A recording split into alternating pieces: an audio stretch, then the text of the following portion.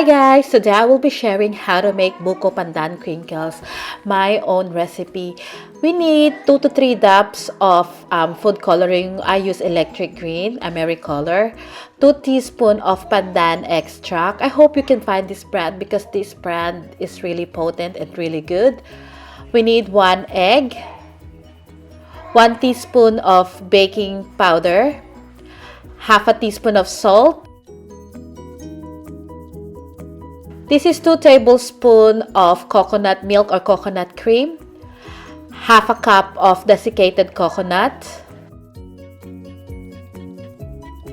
half a cup of brown sugar. Don't pack it, just measure half a cup. 3/4 cup of granulated white sugar, 1.5 cups of plain flour, half a cup of room temperature butter. We're also gonna be needing icing sugar later.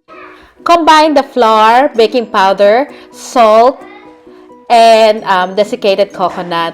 We gotta mix this thoroughly. Make sure that it's well combined because we're not gonna sift this. And we're gonna set this aside. So I've measured 2 teaspoons of the pandan flavoring or extract. Make sure that you measure this because, like I said, this is very potent, and don't waste any. As much as possible, get all the pandan flavoring from the measuring cup. And once we all mix this, we're gonna set this aside. In a bowl, we're gonna beat the butter just to break it up. And then we can add the sugar, both the white and the brown sugar. We're just gonna mix this until they are well combined, about 1 to 2 minutes. At this point, we can add the egg. Give it a mix as well, using the electric beater. And this is the texture that we're looking for. Now, scrape down the side of the bowl.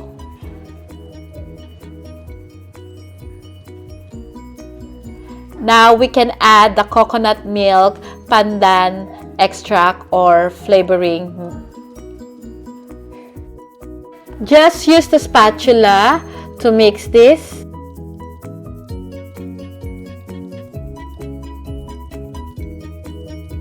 Next step is to add the food coloring. I added about 3 to 4 drops, but you can add as little or as many as you like. Or you can leave it out. It depends on how dark you want your crinkles to be. Now mix this well. Now we're gonna add the flour mixture. So first I added half of the mixture. Mix it a little bit. And then finally add the rest of the flour mixture. So at first, I am using my spatula here.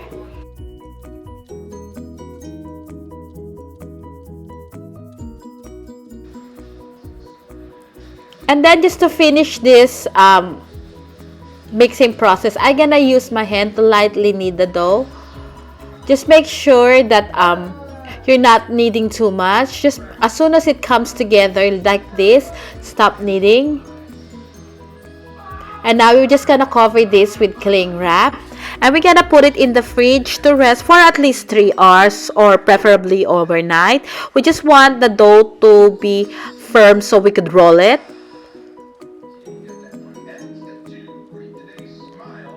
So this is after 3 hours. My dough is firm enough to roll.